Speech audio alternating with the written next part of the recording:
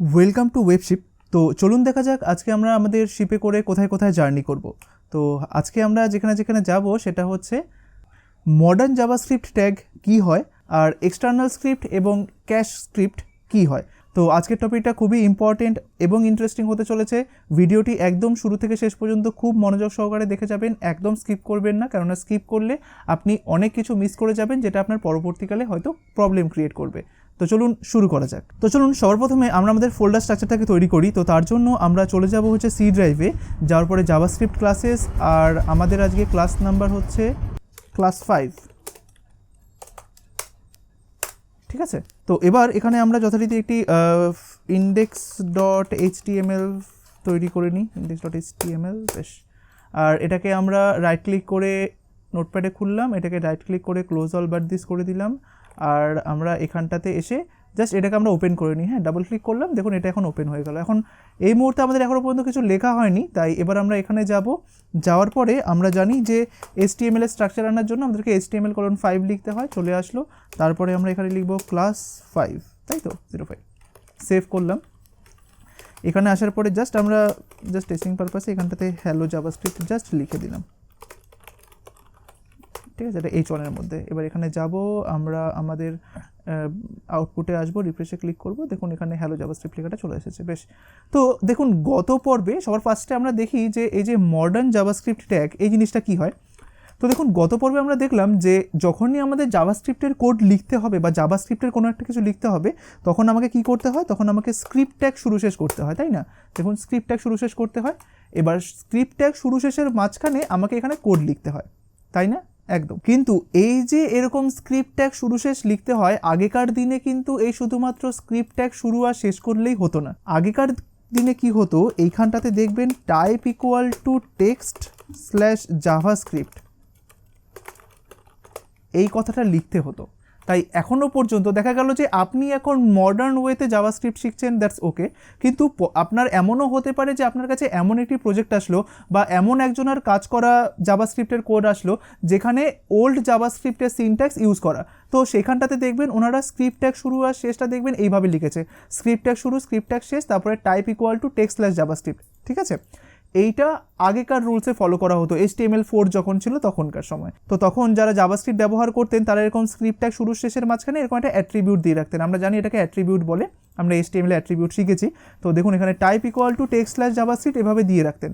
ঠিক আছে, তো তার ফলে কি হতো, যাতে ব্রাউজার বুঝতে পারে যে এইটা হচ্ছে আপনার জাভাস্ক্রিপ্ট করার জন্য আমি এই স্ক্রিপ্ট ট্যাগ শুরু শেষ করেছি, যার টাইপটা হচ্ছে এইটা।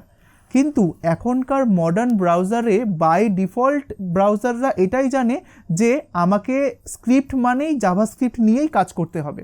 অর্থাৎ HTML5 থেকে যখন এসেছে তখন প্রতিটা ব্রাউজার, আপনার ফায়ারফক্স হোক, ক্রোম হোক, তারা বাই ডিফল্ট জানে যে আমাদের এখানে স্ক্রিপ্ট লেখা মানেই সেই স্ক্রিপ্টটা হবে জাভাস্ক্রিপ্টের। তাই এখানে আমাদেরকে আর আলাদাভাবে বলে দিতে হয় না যে এই টাইপ ইকুয়াল টু এটা বা সেটা। আমরা শুধুমাত্র এই স্ক্রিপ্ট ট্যাগ শুরু স্ক্রিপ্ট ট্যাগ শেষ করলেই হয়, ব্রাউজার অটোমেটিক্যালি বুঝে যায় যে আমরা এখানে জাভাস্ক্রিপ্ট লিখতে চলেছি। ঠিক আছে, তাই এই যে স্ক্রিপ্ট ট্যাগ শুরু স্ক্রিপ্ট ট্যাগ শেষ এটাকেই বলা হয় মডার্ন স্ক্রিপ্ট ট্যাগ। ঠিক আছে, অর্থাৎ আপনারা দেখলেন যে আগেকার দিনে আপনার কি ব্যবহার করা হতো, type equal to text slash JavaScript দেওয়া হতো, যেটা কিনা এখনও অনেকে দেয়। কিন্তু এখনকার সময় HTML5 আপনার জগতে এসে আপনাকে এখানে অত কিছু দেওয়ার দরকার নেই, জাস্ট আপনি স্ক্রিপ্ট ট্যাগ শুরু স্ক্রিপ্ট ট্যাগ শেষ করে দিন, অটোমেটিক্যালি ব্রাউজার বুঝে যাবে যে এটা হচ্ছে জাভাস্ক্রিপ্টের কোড আপনি এখানে লিখতে চলেছেন। আবার অনেকে দেখবেন এখানটাতে এই ল্যাঙ্গুয়েজ বলে একটি অ্যাট্রিবিউট থাকে, সেটাও আগে ব্যবহার করতেন। ঠিক আছে, তো সেটাও এখন দেওয়ার কোনো প্রয়োজন নেই, এগুলো দেওয়ার কোনো প্রয়োজন নেই। আপনি শুধুমাত্র এখানে স্ক্রিপ্ট ট্যাগ শুরু স্ক্রিপ্ট ট্যাগ শেষ করবেন, তাহলেই যথেষ্ট। এবার আপনারা কেন আমি এগুলো আপনাদেরকে বলে দিচ্ছি, কারণ এমনও হতে পারে আপনি কখনো অন্য কারো কোড দেখলেন, তো সেখানটাতে এখানে type equal to text slash JavaScript দেওয়া, তো সেখানে দেখে যাতে আপনার কোনো ভয় না লাগে, তো এই কারণে আমি এখানে বলে দিলাম যে ওটা আগে ব্যবহার করা হতো, বাট এখন এটাকে ব্যবহার করার কোনো প্রয়োজন নেই। ঠিক আছে, তাই দেখুন যখনই আপনার কোনো একটা কোডের প্রয়োজন হবে আপনি জাস্ট এই স্ক্রিপ্টটা শুরু শেষের মাঝখানে, যেরকম আমি এখানে লিখলাম অ্যালার্ট, যেটা আমরা গত পর্বে শিখেছি, তো আমি এখানে লিখলাম হ্যালো। দেখুন একবারে খুব ভালোভাবে ব্রাউজার দেখবেন এটিকে রান করে ফেলেছে। এটাকে রিফ্রেশ করুন, তো দেখুন এই যে হ্যালো রান করছে, একদম একদম। তাই ঠিক এইভাবে আপনার স্ক্রিপ্ট ট্যাগটাকে শুরু শেষ করতে হয়। এবার আপনি মাল্টিপল টাইমও এখানে স্ক্রিপ্ট ট্যাগ শুরু শেষ এভাবে করতে পারেন, যেরকম দেখুন এই H1 এর আগে আমি একটা স্ক্রিপ্ট ট্যাগ শুরু শেষ করলাম, দেখুন এখানে জাস্ট আমি এখানে লিখে দিলাম ওয়ার্ল্ড। ঠিক আছে, WORLD। এইবার ব্রাউজার কি করে বলুন তো? ব্রাউজার একবারে শুরু থেকে সমস্ত জিনিস পড়তে আসে। যেরকম যখনই ব্রাউজারে আপনি এই index.htmlটাকে রিফ্রেশ করেন, তার মানে কি হয়, পুরো পেজটা রিফ্রেশ হয়। পুরো পেজটা রিফ্রেশ হওয়া মানে ব্রাউজার এই উপর থেকে সমস্ত জিনিসগুলো পড়তে আসে। যেরকম প্রথমে ও পড়লো not.type.html, তখন ও বুঝতে পারলো আচ্ছা এই পুরো HTML এর ডকুমেন্টটা হচ্ছে HTML5 এর ডকুমেন্ট বা HTML5 এর নিয়মে তৈরি করা। তারপরে এখানে দেখতে পারলো HTML lang = en, বুঝতে পারলো যে এই ওয়েবসাইটটার মধ্যে বেশিরভাগই আপনার ইংলিশ লেখা ব্যবহার করা হয়েছে। তারপরে ও হেডে আসলো, হেডে আসার পরে মেটা ক্যাটশেট = UTF-8 দেখলো। এই যে lang = en বা মেটা ক্যাটশেট = UTF-8, এটা আমি ওয়েবগ্রাউন্ডে খুব বিস্তারিতভাবে বলে দিয়েছি। আপনাদের যদি কোনো এগুলো সম্পর্কে কোনো যদি আপনার ধারণা না থাকে বা খুবই কম ধারণা থাকে, আপনারা ওই ভিডিওটি দেখে আসতে পারেন, কোনো সমস্যা নেই। তো দেখুন ব্রাউজার যখন হেডের ভিতরে আসলো তখন ও দেখলো যে ক্যারেক্টার সেট হচ্ছে UTF-8, তারপরে দেখলো আমাকে টাইটেল দিতে হবে এইটা। তারপরে যখন হেড ট্যাগ শেষ হয়ে যাওয়ার পরে ও বডি ট্যাগকে ধরলো।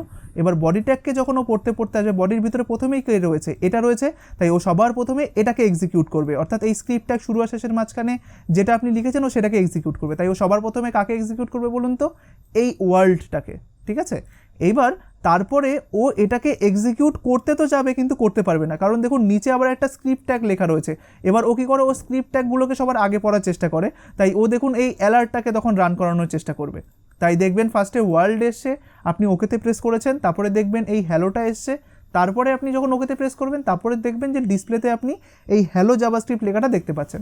তার আগে কিন্তু এটা দেখতে পারবেন না, ব্রাউজার প্রসেসিংটাকে আটকে রাখে। অর্থাৎ আপনি এই বডি ট্যাগের মধ্যে যে সমস্ত ট্যাগ লিখেছেন, জাভাস্ক্রিপ্টের কোড নয় কিন্তু, ট্যাগগুলো রেখেছেন, ওগুলোকে ব্রাউজার আটকে রাখে ততক্ষণ পর্যন্ত যতক্ষণ না পর্যন্ত এই অ্যালার্টগুলো শেষ হচ্ছে। ঠিক আছে, চলুন দেখা যাক এটা কীভাবে হয়। তো দেখুন আমরা ফার্স্টে ওয়ার্ল্ড লিখলাম, তারপরে হ্যালো লিখলাম, এটাকে সেভ করলাম, ব্রাউজারে গেলাম, রিফ্রেশে প্রেস করলাম। দেখুন সবার ফার্স্টে কে আসলো? ওয়ার্ল্ড আসলো। আপনি ওকেতে প্রেস করুন, তারপরে কে আসলো? হ্যালো আসলো। দেখুন এখনও কিন্তু আপনি এই হ্যালো জাভাস্ক্রিপ্টটা দেখতে পাচ্ছেন না, এই হেডিংটাকে। এখানে ওকে প্রেস করুন, তারপরে দেখুন এটা আসলো। অর্থাৎ অ্যালার্টের প্রসেসিংগুলো শেষ হয়ে যাওয়ার পরেও এটাকে দেখাচ্ছে। ঠিক আছে, তো দেখুন এইভাবে এভাবে জাভাস্ক্রিপ্টের আমরা বিভিন্ন রকমের কোড লিখতে পারি একদম। আর আপনারা বুঝতে পারলেন যে মডার্ন স্ক্রিপ্ট ট্যাগ মানে কি হয়, এই জিনিসটা হয়। এইবার দেখুন আপনারা এই সবসময় তো এই স্ক্রিপ্ট ট্যাগ শুরু আর শেষের মাঝখানেই জাভাস্ক্রিপ্ট লিখবেন। এইবার হতে পারে আপনাকে জাভাস্ক্রিপ্ট খুব অল্প পরিমাণ লিখতে হলো, আবার এমন সময় এমনও আসবে যে আপনাকে অনেক বড় একটা জাভাস্ক্রিপ্টের কোড লিখতে হলো, তাই না? মনে করুন এগুলো একটাও কিন্তু জাভাস্ক্রিপ্টের কোড না, হ্যাঁ আমি জাস্ট এমনি লিখে যাচ্ছি। মনে করুন এগুলো একটা জাভাস্ক্রিপ্টের কোড, ঠিক আছে? এবার আমি এগুলোকে সব ডুপ্লিকেট করে নিই। এবার দেখুন এত বড় একটা জাভাস্ক্রিপ্টের কোড রয়েছে আপনার কাছে, মনে করুন, হ্যাঁ এগুলো কিন্তু জাভাস্ক্রিপ্টের কোড নয়, আমি জাস্ট আপনাদেরকে বোঝানোর জন্য বলছি।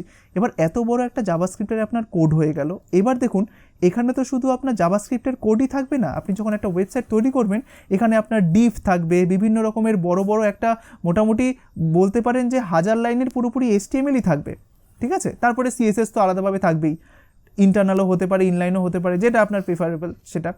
এবার তার মাঝখানে যদি জাভাস্ক্রিপ্টের কোড এইভাবে থাকে, আপনার নিশ্চয়ই বুঝতে অসুবিধা হবে যে আচ্ছা এই কোডটা কী কাজ করছে এখানে, বা তখন আপনাকে এই জিনিসটা কিন্তু পড়তে হবে যে দেখি তো কোডটা কী কাজ করছে, দেখি তো কীভাবে জিনিসটা করছে।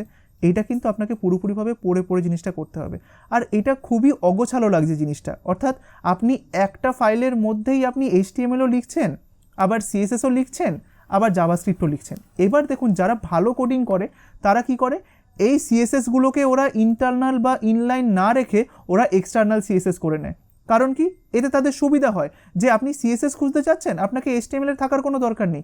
CSS-এর জন্য আলাদা একটা ফাইল তৈরি করা রয়েছে style.css, আপনি ওইখানে গিয়ে সমস্ত CSS-গুলোকে পেয়ে যাবেন। তাহলে কি আমার কোডটা ক্লিন থাকলো, আমার এক একটা পার্টিকুলারলি জিনিস এক একটা পার্টিকুলার ফাইলের মধ্যে আমি রেখে জিনিসটাকে আরও বেশি অর্গানাইজড করছি, যেটা আমার ক্ষেত্রে সুবিধা হচ্ছে। ঠিক সেরকমভাবে জাভাস্ক্রিপ্টের ক্ষেত্রেও আমি কিন্তু তাই করতে পারি। যেরকমভাবে আপনি আপনার CSS-গুলো ইন্টারনালি এইভাবে না লিখে, আমরা তো ইন্টারনাল CSS কীভাবে লিখি, স্টাইল ট্যাগ শুরু শেষের মধ্যে এখানে লিখি না, তাই তারপরে আমরা এটাও জানলাম যে ইন্টারনাল CSS না লিখে আমরা এক্সটার্নাল CSS লিখলে ভালো হয়, তাই তো, যেটা আমরা এইভাবে লিখতাম। আমি জাস্ট শর্টকাটে আপনাদেরকে দেখিয়ে দিই, এইভাবে link rel equal to style sheet href-এর মধ্যে আপনারা style.css লিখতেন, এটাই তো হচ্ছে এক্সটার্নাল CSS, তাই না? ঠিক সেরকমভাবে আমরা অর্গানাইজ করার জন্য আমরা এই যে জাভাস্ক্রিপ্টের কোডগুলো রয়েছে এগুলোকে আমরা একটা এক্সটার্নাল ফাইলের মধ্যে রাখতে পারি, আর সেটাই হচ্ছে এক্সটার্নাল জাভাস্ক্রিপ্ট বা এক্সটার্নাল স্ক্রিপ্ট। ঠিক আছে, মনে করুন আজকে আমার কাছে এতগুলো কোড রয়েছে, তো এই সেম কোডটা আমি এইখানে না লিখে আমি আলাদা একটা ফাইলের মধ্যে রেখে দেবো। সেই ফাইলটাকে আমি যেরকমভাবে style.css কল করতাম সেরকমভাবে আমি ওই মানে যে জাভাস্ক্রিপ্টের ফাইলটা কল করব। তো সেটাই চলুন দেখা যাক সেটা কিভাবে করব। তো মনে করুন আপনার কাছে অসংখ্য জাভাস্ক্রিপ্টের কোড রয়েছে, তো সেটা করার জন্য আপনি কি করবেন, আপনি আলাদা করে একটা জাভাস্ক্রিপ্টের ফাইল তৈরি করে নিন, ঠিক আছে। তো সেটা তৈরি করার জন্য ঠিক সেম ওয়েতে আমি আপাতত বাইরে তৈরি করছি, কিন্তু আমরা বাইরে তৈরি করব না, আমরা এখানে একটা জেএস বলে একটা ফোল্ডার তৈরি করব, তার ভিতরে আমরা জাভাস্ক্রিপ্টের ফাইলগুলোকে রাখবো যাতে অর্গানাইজড ওয়েতে থাকে, ঠিক আছে। আপাতত আমি বাইরে রাখছি। তো দেখুন এখানে আমি একটা ফাইল তৈরি করছি, আপাতত আমি রাইট ক্লিক করে নিউতে গিয়েই তৈরি করছি, এখানে ক্লিক করলাম। তো দেখুন এইখানটাতে আমি ফাইলের নাম আপনি যে কোনো কিছু রাখতে পারেন, আমি এখানে রাখলাম script.js, অনেকে রাখে main.js, অনেকে রাখে custom.js, এরকম রাখে। তো আমি এখানে রাখলাম আপাতত script.js, বা আমি এখানে রাখলাম সাপোজ কাস্টম, ঠিক আছে, ঠিক আছে, বা আপাতত স্ক্রিপ্ট রাখি, পরেরগুলো থেকে আমরা কাস্টম করে নেবো। তো স্ক্রিপ্ট। এবার দেখুন আপনারা যখন style.css করতেন তখন এক্সটেনশনটা কি থাকতো, আমরা জানি ব্রাউজার বা কম্পিউটার কার মাধ্যমে ফাইলগুলোকে চিনতে পারে বলুন তো, যে এটা হচ্ছে আপনার এক্সেলের ফাইল, এটা হচ্ছে ওয়ার্ডের ফাইল, এক্সটেনশনের মাধ্যমে, তাই না। এই যে .txt এটা হচ্ছে একটা এক্সটেনশন, ব্রাউজার বুঝতে পারবে যে এটা হচ্ছে একটা টেক্সট ফাইল।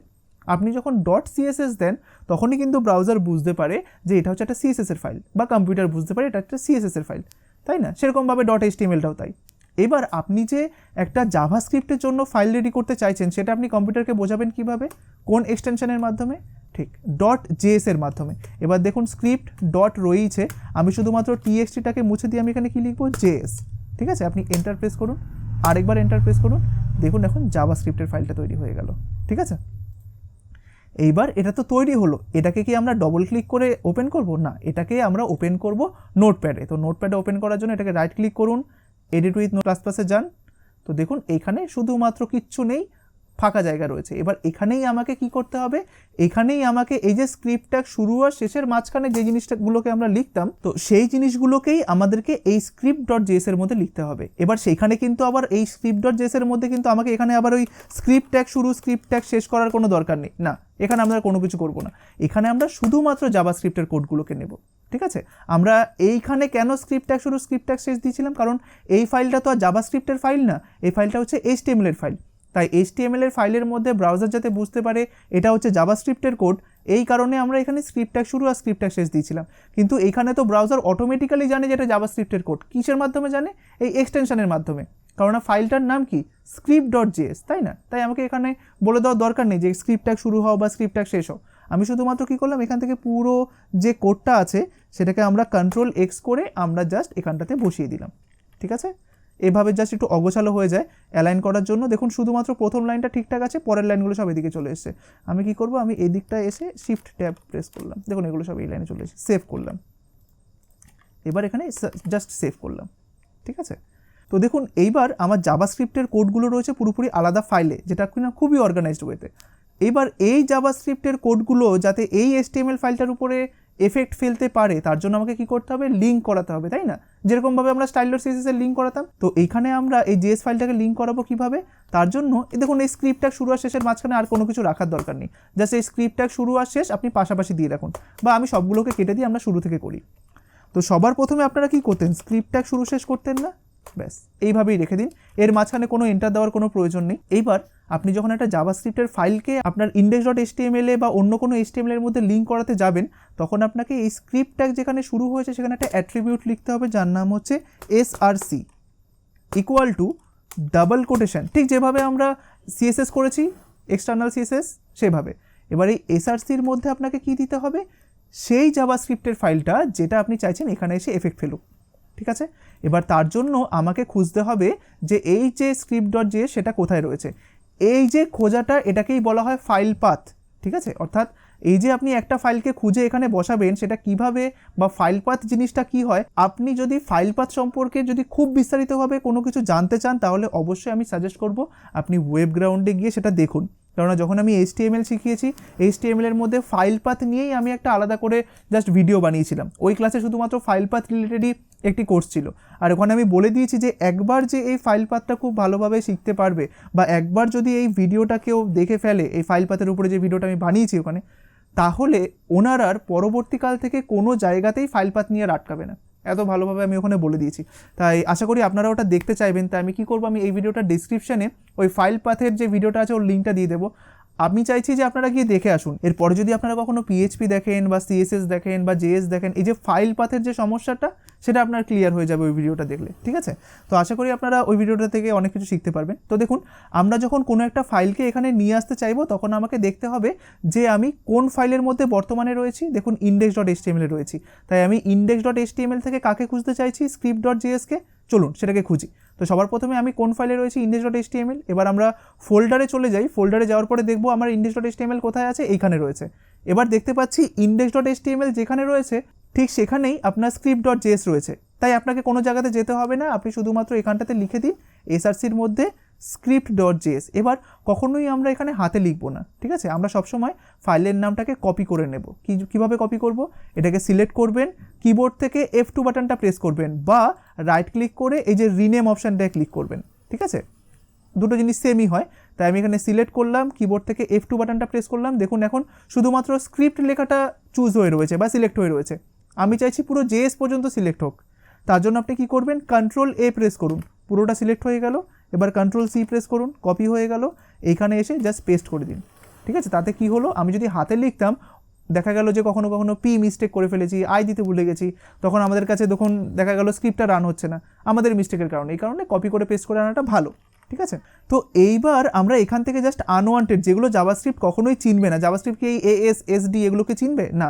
আমরা আগেরটাতেই দেখেছি, জাস্ট আমরা নাম দিয়েছিলাম, আমাদের নামকেই চেনে নি, তাহলে এগুলো চিনবে কোথা থেকে? ঠিক, জাভাস্ক্রিপ্ট শুধুমাত্র সেগুলোই চেনে যেগুলো ও জানে। যেরকম ও অ্যালার্টটাকে জানে, তাই ও এটাকে চিনবে। তাই যেগুলো জানে না সেগুলোকে তো ও চিনবে না, তাই না? একদম। তাই শুধুমাত্র আমরা এটার মধ্যে কি লিখলাম? আমরা অ্যালার্ট লিখলাম, হ্যালো লিখলাম, এটাকে সেভ করলাম। দেখুন এইবার কি আমাদের এটার সাথে এটার লিঙ্ক হয়েছে? একদম হয়েছে। তো চলুন তো দেখা যাক, যদি এটার সাথে এটার লিঙ্ক হয়ে থাকে, এবার এই ফাইলের মধ্যে দেখুন আমি অ্যালার্ট হ্যালো লিখেছি, আর যদি এই script.js-টা index.html এ ভালোভাবে লিঙ্ক থাকে তাহলে কিন্তু এই অ্যালার্টটা কিন্তু এখানে কাজ করবে, তাই না? চলুন দেখা যাক এটা কাজ করে নাকি। এখানে গেলাম, রিফ্রেশে প্রেস করলাম, দেখুন অ্যালার্টটা এসেছে, এটা কিন্তু কাজ করলো, তাই না? একদম। তাই দেখুন আমরা গত পর্বে জাস্ট দেখলাম যে এখানটাতে জাস্ট স্ক্রিপ্ট ট্যাগ শুরু আর শেষের মাঝখানে আমরা যে জিনিসটা লিখেছিলাম, যেরকম অ্যালার্ট আপনার এই হ্যালো, আমি জাস্ট এখানে হ্যালো ওয়ার্ল্ড লিখলাম। সরি, এখানে দেখেছেন আমরা ডাবল কোটেশন শুরু শেষ করতে হবে অবশ্যই। এখানটাতে আমি লিখে দিলাম এখানটাতে লিখে দিলাম ধরুন ওয়ার্ল্ড, সাপোজ এটা ওয়ার্ল্ড লিখলাম, আর এখানে একটু স্পেস তৈরি করে দিই যাতে আপনাদের বুঝতে সুবিধা হয়। দেখুন আগে আমরা শিখেছি যে কীভাবে স্ক্রিপ্টগুলোকে, জাভাস্ক্রিপ্টগুলোকে এই স্ক্রিপ্টটা শুরু শেষের মধ্যে লিখতে হয়। তাই দেখুন আমরা এখানেও কিন্তু এটা রান করবে, প্রথমে এটা রান করবে, তারপরে এটা রান করবে। আর এখন কি দেখলাম, কীভাবে এই জাভাস্ক্রিপ্টগুলোকে অন্য আরেকটা ফাইলে রেখে তারপরে সেটাকে এক্সিকিউট করা যায় বা রান করা যায়। আর এটাই হচ্ছে আপনার এক্সটার্নাল জাভাস্ক্রিপ্ট বলে। অর্থাৎ এইখানে তো আপনার জাভাস্ক্রিপ্টগুলো শুধুমাত্র এইখানে রয়েছে, আর এটার ক্ষেত্রে কি জাভাস্ক্রিপ্টগুলো এইখানে না লিখে আপনি অন্য একটা ফাইলে লিখলেন, ব্যবহার কিন্তু সেম বা আউটপুট কিন্তু সেমই হবে। দেখুন এখানে সেভ করলাম, এখানে আসলাম, রিফ্রেশে প্রেস করলাম, দেখুন ফার্স্টে ওয়ার্ল্ড আসলো। এবার এই ওয়ার্ল্ডটা কোথা থেকে আসছে? এই যেটা স্ক্রিপ্ট ট্যাগ শুরু আর শেষের মাঝখানে আমি লিখেছি, ঠিক আছে? এটাকে ওকে প্রেস করলাম। এবার এই হ্যালোটা কোথা থেকে আসছে? এখানে তো কোনো হ্যালো লেখা দেখতে পাচ্ছেন না, হ্যালোটা আসছে আপনার এই এক্সটার্নাল স্ক্রিপ্ট থেকে। দেখুন এই যে এখান থেকে, বুঝতে পেরেছেন? একদম। তো আশা করি আপনারা বুঝতে পেরেছেন যে এইভাবে আপনার ইন্টারনাল বলুন বা ইনলাইন বলুন স্ক্রিপ্ট লেখা আর এক্সটার্নাল স্ক্রিপ্ট লেখা কিভাবে লিখতে হয়, ঠিক আছে? একদম। আর এই সবসময় আমরা চেষ্টা করব, আর আমরা সবসময় আজকে থেকে এটাই করব, আমরা এরকমভাবে ইন্টারনালি না লিখে আমরা সবসময় এরকম একটা ফাইলের মধ্যে লিখব, ঠিক আছে? এতে সুবিধা কি হয়, আমরা যদি এক্সটার্নাল স্ক্রিপ্ট ব্যবহার করি জাভাস্ক্রিপ্ট, চলুন আমি একটু ভিজুয়ালি আপনাদেরকে দেখাই, তাহলে আপনারা বুঝতে পারবেন। তো দেখুন এক্সটার্নাল জাভাস্ক্রিপ্ট নিয়ে আরেকটা ইম্পর্টেন্ট জিনিস যেটা আপনাদেরকে জানতে হবে সেটা হলো, আমি একটু ভিজুয়ালি আপনাদেরকে বোঝানোর চেষ্টা করি, সেটা সব থেকে ভালো হবে, ঠিক আছে? আমি এটাকে একটু রেড কালার করে নিই। যেরকম মনে করুন এইটা হচ্ছে আপনার গ্রাম, ঠিক আছে, যেখানে আপনি থাকেন। এবার এই গ্রামটার মধ্যে ধরুন অসংখ্য পরিবার রয়েছে বা অসংখ্য বাড়ি রয়েছে, এগুলো ধরুন অসংখ্য বাড়ি, ঠিক আছে? এবার আমাদের দৈনন্দিন জীবনে সবসময় আমাদেরকে মার্কেট থেকে বা বাজার থেকে অনেক কিছু কিনে আনতে হয়, সবজি অনেক কিছু। তো এইটা হচ্ছে একটা মার্কেট, ঠিক আছে, যেখানে সমস্ত কিছু পাওয়া যায়, সবজি বলুন, তারপরে ধরুন আপনাদের যে সমস্ত নিত্য প্রয়োজনীয় যে সমস্ত দ্রব্যাদি থাকে সমস্ত কিছু এই মার্কেট থেকে পাওয়া যায়, ঠিক আছে? মেনলি মনে করুন আমরা সবজির কথাই বললাম যে এখানে সমস্ত সবজিগুলো পাওয়া যায়। এইবার যখনই আপনাকে কোনো কিছু আপনার প্রয়োজন হয় তখন আপনি কি করেন? আপনি মার্কেটে যান, যাওয়ার পরে সবজিগুলো কিনে তারপরে আবার আপনি নিজের বাড়িতে ফিরে আসেন, তাই তো? এটা ধরুন আপনার বাড়ি, এখান থেকে আপনি ধরুন মার্কেটে গেছেন, মার্কেটে গিয়ে সবজি কিনে চলে এসেছেন, এটা আপনার দৈনন্দিন। এরাও কিন্তু তাই করে। এরা কি করে? এরা যখনই কোনো কিছু ওদের প্রয়োজন হয় এরা মার্কেটে যায়, নির্দিষ্ট পরিমাণ সবজিটাকে কেনে তারপরে আবার বাড়ি চলে আসে। এরাও তাই, মার্কেটে গিয়ে সবজি কেনে বাড়িতে চলে আসে, সবাই এই জিনিসটা করে, তাই না? এইবার মনে করুন এদের এই জিনিসটা না হয়ে যদি এইখানে এদের একবারে আমাদের যে গ্রামটা রয়েছে ঠিক এই গ্রামের একদম কাছে, আমি জাস্ট এটাকে নিই, একদম কাছে এরকম একটা স্টোরেজ এরিয়া রয়েছে যেখানটাতে ফ্রিজ রয়েছে, আর এখানে সমস্ত সবজিগুলোকে ইনি কী করেছেন, এই লোকটা কী করেছেন, এই বাজার থেকে সমস্ত সবজিগুলোকে এনে উনি নিজের কাছে স্টোর করে রেখেছেন, একদম ঠিক আছে, একদম নিজের কাছে স্টোর করে রেখেছেন এই সব জিনিসগুলো।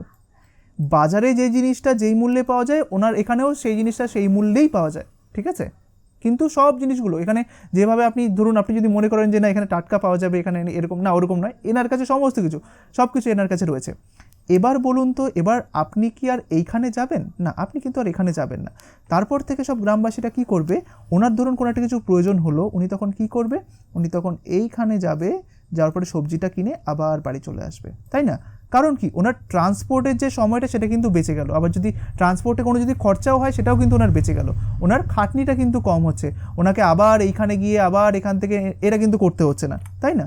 ওনারা এবার এই পুরো পরিবার, এখানে যতগুলো পরিবার আছে তারা সবাই কি করবে, তারা এখানে যাবে, সবজি কিনে বাড়িতে চলে আসবে, আবার এরাও তাই সবজি কিনে বাড়ি চলে আসবে। তাই কতটা সুবিধা হয়ে গেল দেখুন ওদের থেকে।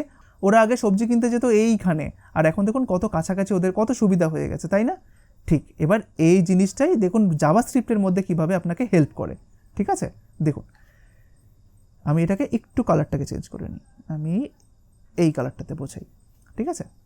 এইবার এই যে পরিবারটা, এই যে দেখুন এখানে এতগুলো পরিবার সবাই কি উপভোগ করছে, সবাই সুবিধা উপভোগ করছে না? বাজারে যাচ্ছে, বাজার থেকে সবজি নিচ্ছে, সবাই সুবিধা উপভোগ করছে। এবার এই পরিবারগুলোই হচ্ছে আপনার ইউজার, সরি আমি এটাকে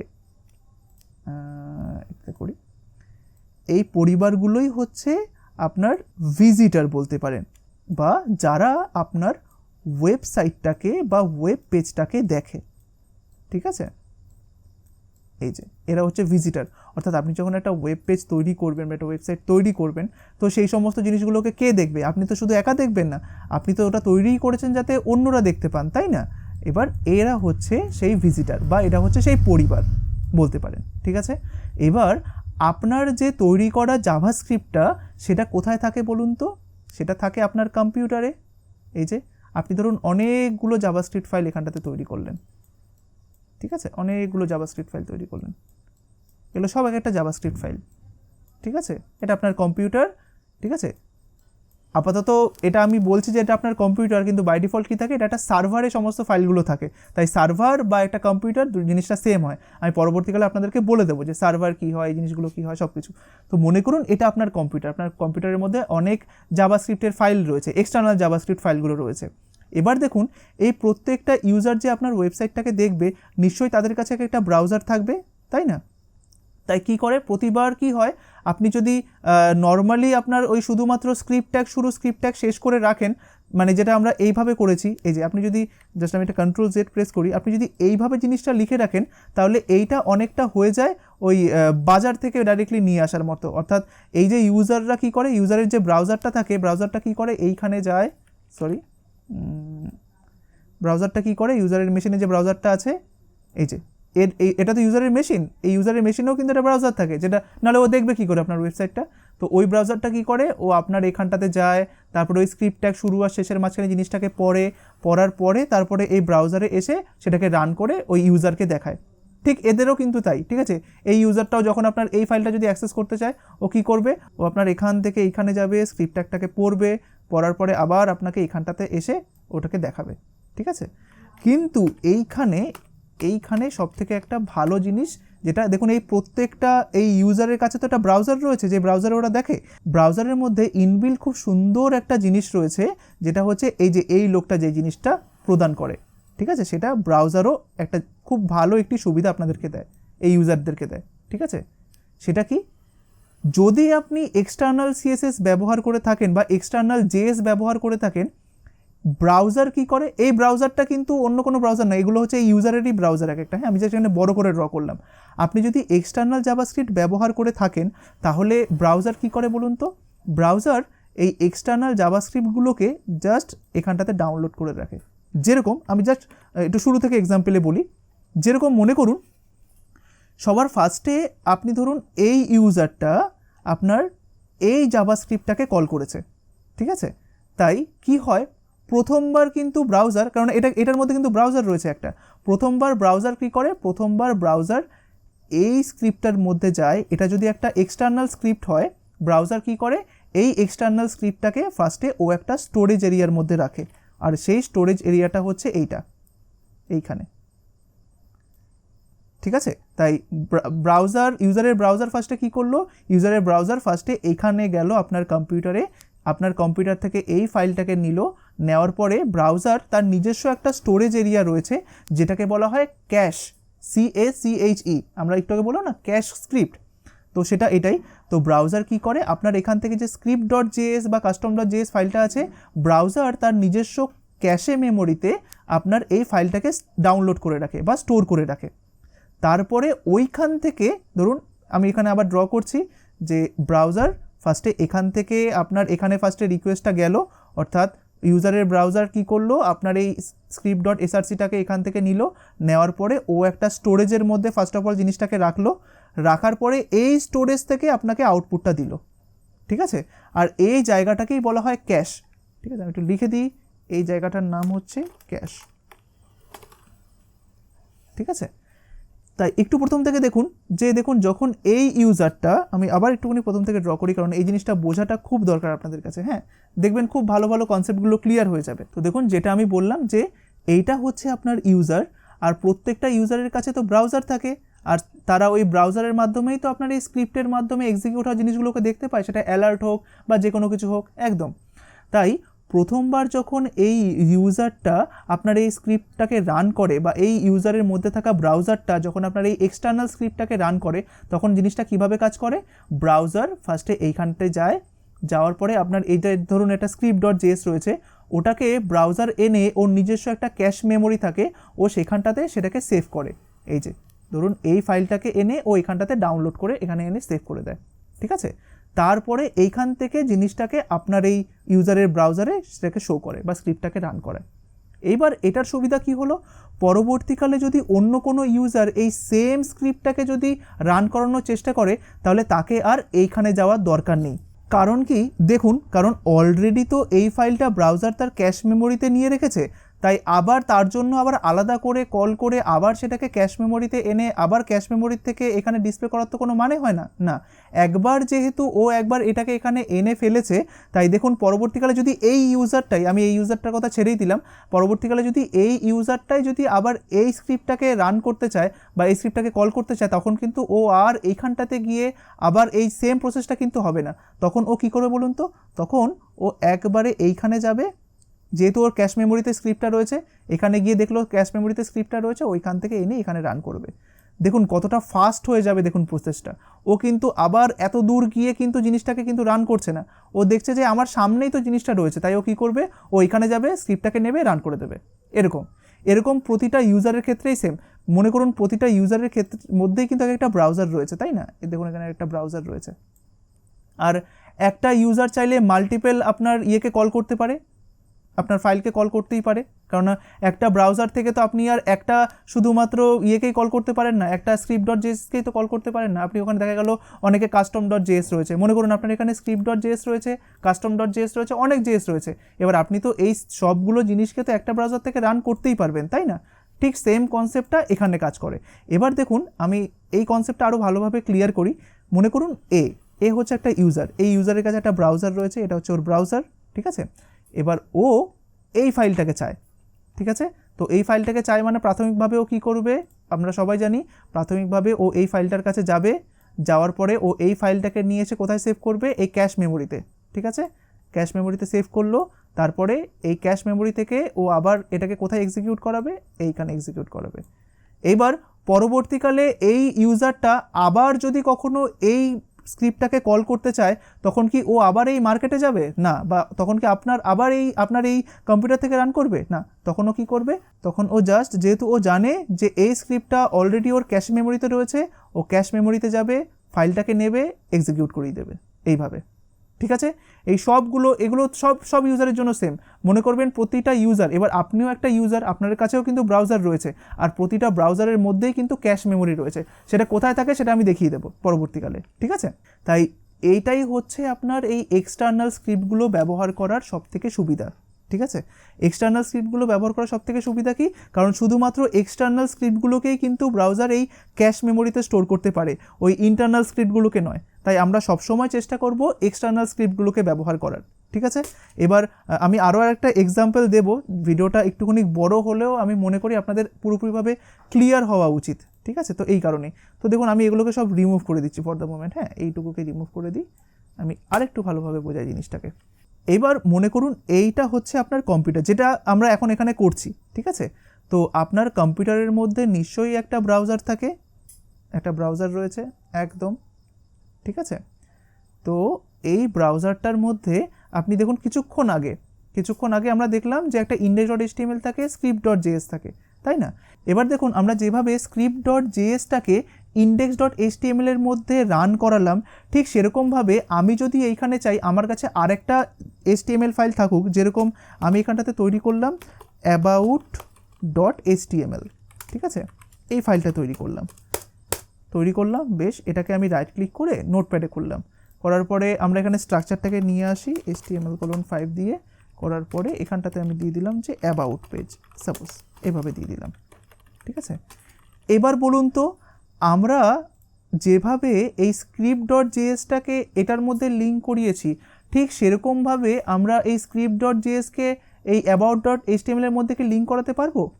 অবশ্যই পারবো, ঠিক আছে। যেরকমভাবে আপনারা একটা style.cssকে বা একটা সিএসএসকে মাল্টিপল পেজের মধ্যে লিঙ্ক করাতে পারেন, সেরকমভাবে আপনারা একটা স্ক্রিপ্টকে মাল্টিপল পেজের মধ্যে লিঙ্ক করাতেই পারেন, কোনো সমস্যা নেই।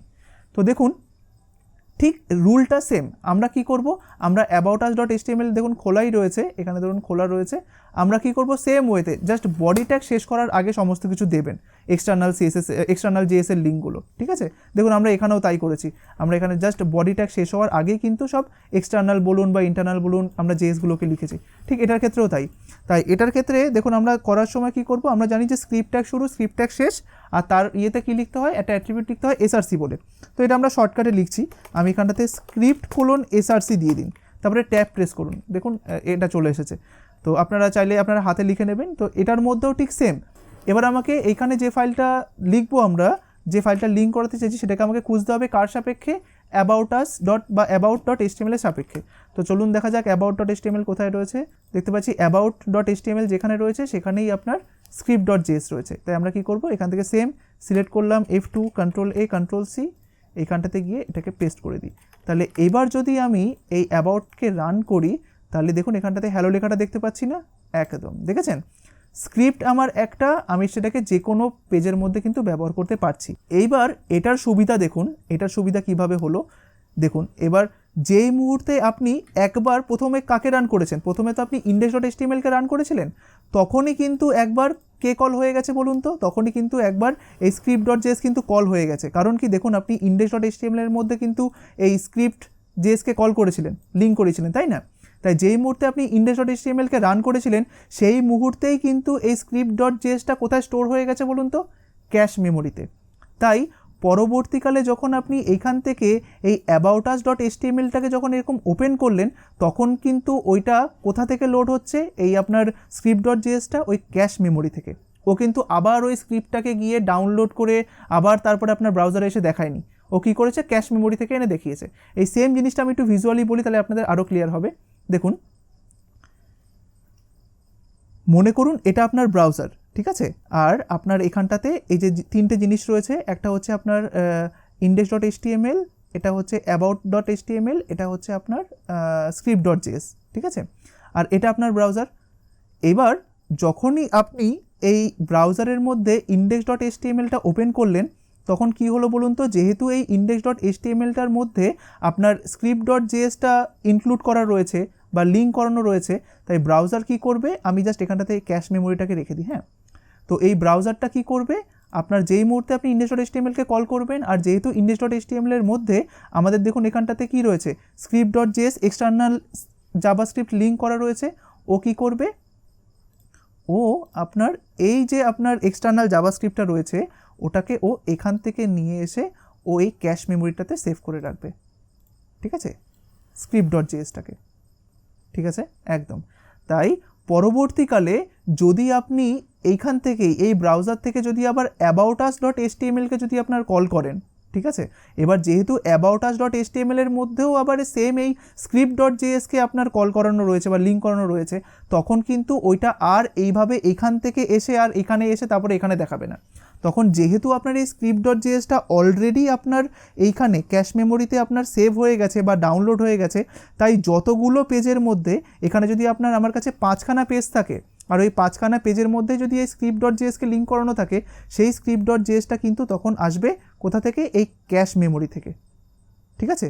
তাতে আমাদের কী হবে, তাতে আমাদের প্রসেসিংটা আরও বেশি ফাস্ট হয়ে যাবে। এবার যদি আপনি আপনার ব্রাউজার থেকে মনে করুন আপনি এই about.html-টাকে রান করালেন, তখন কি হবে, তখন এইখানে যে জাভাস্ক্রিপ্টটা রান হবে সেই জাভাস্ক্রিপ্টটা আর এখান থেকে রান হবে না, সেই জাভাস্ক্রিপ্টটা রান হবে এখান থেকে, বুঝতে পেরেছেন?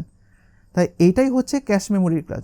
ব্রাউজারের কাছে, ব্রাউজারের মধ্যে ইনবিল্ড একটা ক্যাশ মেমোরি বলে একটা মেমোরি রয়েছে বা জায়গা রয়েছে, সেইখানেই ও এই বিভিন্ন এক্সটার্নাল জাভাস্ক্রিপ্টগুলোকে যেই মুহূর্তে আপনি কোনো একটা index.html বা aboutus.html কল করেন, সেটার মধ্যে যদি কোনো এক্সটার্নাল জাভাস্ক্রিপ্ট লিঙ্ক করা থাকে বা এক্সটার্নাল সিএসএস লিঙ্ক করা থাকে, ও সেগুলোকে এরকম ক্যাশেতে এনে স্টোর করে রাখে, যাতে পরবর্তীকালে অন্য কোনো পেজ যদি ওই সেম জাভাস্ক্রিপ্ট ফাইলটাকে কল করে, তাহলে তাকে যাতে এই ক্যাশ থেকেই যাতে আমরা সার্ভ করতে পারে। তাতে কি হয়, প্রসেসিংটা ফাস্ট হয়, তাই না? তাই ব্রাউজার যদি দেখে যে আপনি যে জিনিসটা খুঁজতে চাইছেন সেটা ব্রাউজারের মধ্যেই রয়েছে, ও কি আর আপনার কম্পিউটারে গিয়ে সার্চ করার চেষ্টা করবে না, ও ব্রাউজারে থাকা জিনিসটাকেই আপনাকে দেখিয়ে দেবে, তাই সেটা সব থেকে ফাস্ট। তো এটাই হচ্ছে আপনার ক্যাশ মেমোরি। অবশ্যই এই ক্যাশ মেমোরিটাকে খুব ভালোভাবে বুঝবেন, ঠিক আছে। পরবর্তীকালেও আমরা বিভিন্ন রকমের জাভাস্ক্রিপ্টের এই সমস্ত মেমোরি নিয়ে কাজ করব, যেরকম হচ্ছে local storage, session storage, cookie, এই সমস্ত জিনিসগুলো নিয়ে। তাই পরবর্তী জিনিসগুলো আরও বেশি অ্যাডভান্সড হতে চলেছে, ঠিক আছে। তো আশা করি আপনারা এই জিনিসটা বুঝতে পেরেছেন যে ক্যাশ মেমোরি কী হয়, কীভাবে সার্ভ করতে হয়। এই যে এই বাজারের এই জিনিসটা মনে রাখবেন, তাহলেই আপনাদের সমস্ত কিছু মনে থাকবে। এই যে ক্যাশ মেমোরি, এই জিনিসটাই কিন্তু আমি জাস্ট এখানটাতে বোঝালাম ব্রাউজারের রেসপেক্টে। আশা করি আপনারা বুঝতে পেরেছেন, ঠিক আছে। তো আমি এটাকে জাস্ট আপনাকে ক্লোজ করে দিলাম, এটাকে এখান থেকে ওটাকে বন্ধ করে দিলাম, ঠিক আছে। তো দেখুন, আমরা এটাও দেখে নিলাম যে আমরা কিভাবে একটা স্ক্রিপ্টকে মাল্টিপল ফাইলসের মধ্যে অ্যাড করতে পারি। রুলসটা সেম, দেখুন আমরা যেভাবে এখানে স্ক্রিপ্ট এসআরসি ইউজ করেছি, স্ক্রিপ্টের নাম দিয়েছি, ঠিক সেইভাবেই আপনার দেখুন এখানে অ্যাবাউটাসের মধ্যেও কিন্তু আমি সেমভাবেই লিঙ্ক করেছি, ঠিক আছে, একদম। তো আশা করি আপনারা বুঝতে পেরেছেন। এবার কখনোই এই চেষ্টাটা করবেন না যে মনে করুন আপনি এখানটায় script.js লিখলেন, এবার এখানে তো স্ক্রিপ্ট ট্যাগ শুরু শেষ রয়েছে, তাহলে না জানি আমি হয়তো এখানেও লিখতে পারবো এর মাঝখানে, না, এটা কিন্তু ভ্যালিড নয়। এখানে আমি যদি এবার লিখি যে অ্যালার্ট, মনে করুন আমি এখানে লিখলাম টেস্টিং, তো চলুন তো এবার দেখি যে about.html-কে রান করলে কি হয়। তো আমি এখানে জাস্ট একটা সেমিকোলন বসবে, আচ্ছা আমরা দেখি তো এখানে সেমিকোলন দিয়েছি নাকি, হ্যাঁ। তো এবার দেখুন আমরা অ্যাবাউটকে গিয়ে যদি রান করি, হ্যালো আসলো, আর কি কিছু এসেছে দেখুন তো, আপনি যেটা লিখেছেন টেস্টিং এসেছে, না আসেনি কিন্তু। দেখুন আমি আবার ডাবল ক্লিক করলাম, রান করলাম, দেখুন শুধুমাত্র হ্যালোটা এসছে, এটা কিন্তু রান করবে না। তাই যেটা বললাম এটা ভ্যালিড নয়, তাই এইটা কিন্তু রান করে না। তাই আপনার কাছে যদি আপনার মনে হয় যে শুধুমাত্র আপনার এক্সটার্নাল সিএসএস লিঙ্ক করাবেন, তখন শুধুমাত্র এই এসআরসির মধ্যে এটা দেবেন, সেই স্ক্রিপ্ট ট্যাগ শুরু আর শেষের মাঝখানে কিন্তু অন্য কিছু দেবেন না, ঠিক আছে। আর আপনার যদি আলাদা করে এরকম মনে হয় যে আমি স্ক্রিপ্ট ট্যাগ শুরু আর শেষের মাঝখানে কিছু একটা লিখবো, তাহলে আপনি আলাদা করে স্ক্রিপ্ট ট্যাগ লিখুন এইভাবে, ব্যাস তাহলেই হয়ে যাবে। এই যে স্ক্রিপ্ট ট্যাগ শুরু শেষের মাঝখানে আপনি এবার এখানে লিখে দিন অ্যালার্ট টেস্টিং, ব্যাস এটা অনায়াসেই কাজ করবে, আপনি জানেন। এবার এখানে গেলাম, রিফ্রেশে প্রেস করলাম, দেখুন হ্যালো টেস্টিং, ঠিক আছে। তাই আপনার যদি মনে হয় আপনি ইন্টারনাল জাভাস্ক্রিপ্ট লিখবেন, তাহলে অবশ্যই আপনি সেটাকে এই সেপারেটলি যা স্ক্রিপ্ট ট্যাগ শুরু স্ক্রিপ্ট ট্যাগ শেষের মধ্যে লিখে এইভাবে লিখবেন। আর সেটাকে কিন্তু অবশ্যই এই স্ক্রিপ্ট ট্যাগ শুরু শেষের মধ্যে লিখবেন না, কারণ এখানে অলরেডি আপনি একটা এক্সটার্নাল জাভাস্ক্রিপ্ট কিন্তু কল করে রেখেছেন। এই জিনিসটাকে অবশ্যই মাথায় রাখবেন, ঠিক আছে। তো আশা করি আজকের এই ক্লাসটা আপনাদের ক্ষেত্রে খুবই ইম্পর্টেন্ট ছিল। আপনারা খুব ভালো ভালো জিনিসগুলো শিখলেন, যে এক্সটার্নাল স্ক্রিপ্ট কী হয়, কীভাবে সেটাকে লিঙ্ক করতে হয়। আচ্ছা আরেকটা জিনিস আমি জাস্ট বলে দিই, যদি আপনারা এটা ফাইল পাথটা জেনে থাকেন বা ফাইল পাথ যদি আপনি আমাদের ওয়েবগ্রাউন্ড থেকে দেখে থাকেন, এই জিনিসটা আপনি অনায়াসেই বলে দিতে পারবেন। আর আশা করি যারা ওয়েব গ্রাউন্ড থেকে জিনিসটা দেখছেন তারা অবশ্যই জিনিসটা বলে দিতে পারবেন। ঠিক আছে, তো মনে করুন আপনার এই যে জাভাস্ক্রিপ্টটা এখন এখানে রয়েছে, যেটা আমি বললাম আমরা এইভাবে জাভাস্ক্রিপ্টটাকে রাখবো না, আমরা এখানে একটা জেএস বলে ফোল্ডার তৈরি করে নেব, তার ভিতরে এবার আমি জাভাস্ক্রিপ্টটাকে রাখতে চাইছি। তো আমি এখানে সিলেক্ট করলাম, Ctrl+X করলাম, জাভাস্ক্রিপ্টের উপরে ডাবল ক্লিক করে ফোল্ডারটার ভিতরে ঢুকে এটাকে পেস্ট করে দিলাম। তো দেখুন এই মুহূর্তে যে .js ফাইলটা রয়েছে সেটা কি আপনার বাইরে রয়েছে না জেএস বলে ফোল্ডারটার ভিতরে রয়েছে? জেএস বলে ফোল্ডারটার ভিতরে রয়েছে, তাই না? তাই এই ক্ষেত্রে আমি যদি index.html এ যাই, এটা কি এখন কাজ করবে? আমি জাস্ট এগুলোকে রিমুভ করে দিই, হ্যাঁ, যেটা ইন্টারনাল রয়েছে, এটাকে জাস্ট রিমুভ করে দিই, এটা একটা স্পেস ক্রিয়েট করে দিই। এবার আমরা চলুন তো দেখা যাক, আমরা জাস্ট index.htmlটাকে রান করি। দেখুন কোনো অ্যালার্ট আসলো না। কেন আসলো না? দেখুন আপনি এবার একটা কাজ করুন, এই যে কেন আসলো না, ইউজারকে কিন্তু বুঝতে দেবে না যে এখানে কোনো একটা এরর ঘটেছে। কিভাবে আপনি বুঝতে পারবেন যে এরর আছে? চলুন কনসোলে চলে যাই, দেখি কোনো এরর আছে নাকি। দেখুন এখানটাতে একটা এরর দেখাচ্ছে। কি এরর দেখাচ্ছে? Fail to load resource error_file_not_found script.js। ঠিক আছে, এখানে বলতে চাইছে যে script.js কে পাওয়া যাচ্ছে না, ফাইল নট ফাউন্ড। কোন ফাইলকে পাওয়া যাচ্ছে না? script.js কে পাওয়া যাচ্ছে না। এবার আপনি দেখুন আপনি এখন কোন ফাইলটাকে রান করছেন, কোন index.html কে রান করছেন? এই যে এই ফাইলটাকে রান করছেন না, যার নাম হচ্ছে index.html। তাই ওই index.html এর মধ্যেই একটা জাভাস্ক্রিপ্টের ফাইল রান করা রয়েছে বা সোর্স করা রয়েছে বা লিঙ্ক করা রয়েছে, যার নাম হচ্ছে script.js। সেই ফাইলটাকে খুঁজে পাওয়া যাচ্ছে না, সেটাই এখানে বলতে চেয়েছে। ঠিক আছে, তো চলুন আমরা এবার এইখানে যাই।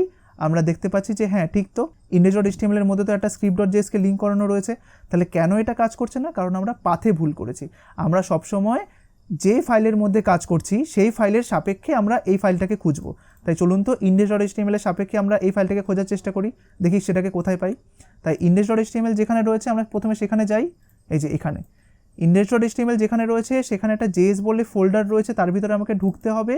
তারপরে আমি পাবো হচ্ছে script.js। তাই আমাকে এখানে বলে দিতে হবে যে index.html যেখানে রয়েছে সেখানে js বলে একটা ফোল্ডার রয়েছে, তার ভিতরে ঢোকো।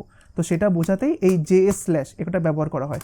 আমি এখানে বিস্তারিত এগুলো সম্পর্কে কিছু বললাম না, আমি ডেসক্রিপশনে লিঙ্ক দিয়ে দেবো ফাইল পাথের, সেখানটাতে গিয়ে আপনারা দেখে আসবেন। ঠিক আছে, তো দেখুন এইবার এটা কাজ করবে, কারণ index.html যেখানে আছে সেখানে js বলে ফোল্ডার রয়েছে, তার ভিতরে ঢুকে ও script.js কে অনায়াসেই পেয়ে যাবে। এবার আমি যদি আমাদের এখানে আসি, এবার এই কনসোলটা খোলা থাকা অবস্থাতেই আমি জাস্ট এখানে রিফ্রেশে প্রেস করি।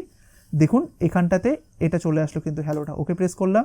এখন কি কনসোলে কোনো এরর দেখতে পাচ্ছেন? না, দেখেছেন? তাহলে যেই এররটা আপনি এই বডিতে দেখতে পান না, সেটা ডেভেলপাররা কোথায় দেখতে পায়? এইখানে। আর সেটা বুঝেই সমস্ত কিছু করতে হয়। আমরা এই সমস্ত এরর ডিবাগিং নিয়ে আরও অনেক বিস্তারিতভাবে বুঝবো সামনে। তো আশা করি এই জিনিসটা বুঝতে পেরেছেন। তো এই সেম ওয়েতে যথারীতি বলুন তো এবার কি এই aboutus.html কি কাজ করবে? না, কেননা সেম ওয়েতে দেখুন index.html যেখানে রয়েছে সেখানেই তো about.html ছিল, আর দেখুন ওর মধ্যেও কিন্তু সেম সোর্স করা ছিল।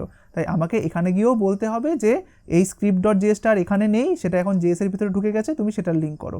তাই আমি অ্যাবাউটে যাব, এখানে জাস্ট লিখে দেবো যে js/, সেভ করলাম, এখানে আসলাম, রিফ্রেশে প্রেস করলাম, অ্যাবাউটে গেলাম, রিফ্রেশে প্রেস করলাম, দেখুন এটা কাজ করছে। ঠিক আছে, একদম। তো আশা করি আপনারা অনেক কিছু বুঝতে পেরেছেন আজকের এই ভিডিওটা থেকে, কারণ এখানে আমি অনেক কিছু নিয়ে বিস্তারিত আলোচনা করেছি। তাই মাঝে মাঝে আমাদের ভিডিওগুলো কিন্তু এত বড় বড়ই হবে যখন আমাদের টপিকটাকে নিয়ে আরও বিস্তারিত জানার প্রয়োজন হবে সেই সময়গুলোতে। ঠিক আছে, তো দেখুন আশা করি আপনারা এক্সটার্নাল স্ক্রিপ্টটা বুঝে গেছেন। এবার আপনাদের জন্য টাস্ক হলো, গত পর্বে আপনারা হ্যালো ওয়ার্ল্ড বা আপনাদের নাম আর অ্যাড্রেসটা লিখেছিলেন কোথায় বলুন তো? ইন্টারনাল জেএস এর মধ্যে, তাই না? তো এবার আপনারা কাজ করবেন ওই সেম জিনিসটা আপনারা কি করবেন, এক্সটার্নাল জেএস এর মধ্যে করে সেটাকে রান করবেন। আর এরকমভাবে যেভাবে আমি এরকম দুখানা ফাইল তৈরি করেছি, আপনারা এখানে বিভিন্ন HTML ফাইল তৈরি করবেন আর তাদের মধ্যে ওই সেম জেএস ফাইলটা লিঙ্ক করবেন। ঠিক আছে, সেইভাবে করে একটা প্রজেক্ট তৈরি করবেন বা আপনারা নিজেরা টেস্ট করবেন। আপনারা যেই জিনিসটা আপনারা গত ক্লাসে করেছিলেন যে নাম অ্যাড্রেস প্রিন্ট করা, সেটা আপনারা করেছিলেন ইন্টারনাল জাভাস্ক্রিপ্টের মাধ্যমে। এবার ওই সেম জিনিসটা আপনারা এক্সটার্নাল জাভাস্ক্রিপ্টের মাধ্যমে করবেন। আর অবশ্যই আমরা যেটা শিখলাম আজকে যে মডার্ন স্ক্রিপ্ট ট্যাগ কী হয়, তারপরে ধরুন এই যে ক্যাশ মেমোরি কী হয়, কীভাবে ব্রাউজার ক্যাশ মেমোরিটাকে নিয়ে আসে আপনার বিভিন্ন রকমের এক্সটার্নাল জাভাস্ক্রিপ্টগুলোকে, তারপরে সেটাকে আমাদের ব্রাউজারে দেখায়, এই প্রসেসগুলোকে কিন্তু মনে রাখবেন। হ্যাঁ, এটা খুবই প্রয়োজন। তো আশা করি আজকের এই ক্লাসটি আপনাদের খুবই ভালো লেগেছে। আর অবশ্যই এই ভিডিওগুলোকে প্রচুর পরিমাণে শেয়ার করে দেবেন, কারণ আপনি আজকে এখানে জাভাস্ক্রিপ্ট শিখতে এসেছেন। এরকম আপনারই মতো অনেকেই রয়েছে যাদের জাভাস্ক্রিপ্ট সম্পর্কে খুব কম ধারণা রয়েছে বা যারা ডিটেলসে একবারে শুরু থেকে শিখতে চান। আর আমি হয়তো এরকম আপনাদের মাধ্যমেই তাদের কাছে পৌঁছে যেতে পারি। তাই কাইন্ডলি এই হেল্পটুকু আপনারা করে দেবেন, ভিডিওগুলোকে প্রচুর পরিমাণে শেয়ার করে দেবেন, যাতে ভিডিওগুলোকে আমি অনেকের কাছে পৌঁছে দিতে পারি। আর অবশ্যই ভিডিওটি ভালো লেগে থাকলে লাইক করে রাখবেন, আর কমেন্টে জানাবেন যে কেমন লাগলো আপনাদের ভিডিওগুলোকে। আর অবশ্যই পরবর্তী ভিডিওগুলো সবার আগে পেতে সাবস্ক্রাইব করে রাখবেন আর বেল নোটিফিকেশন আইকনটা প্রেস করে রাখবেন। ঠিক আছে, তো আশা করি আজকের ক্লাসটি আপনাদের খুবই ভালো লেগেছে। ভালো থাকবেন, ধন্যবাদ।